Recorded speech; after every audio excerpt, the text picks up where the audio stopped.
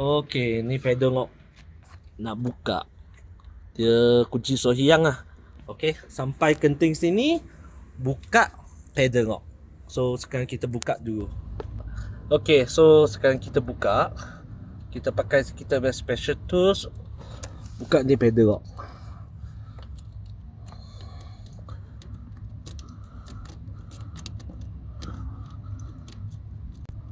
So ni pedal lock ada dua. Dua pun nak buka.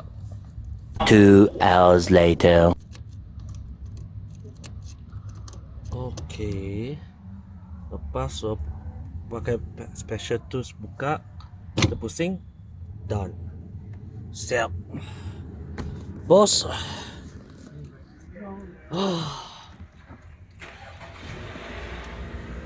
Sudah buka. Okey. Ni pun pusing balik. Customer nanti kunci original.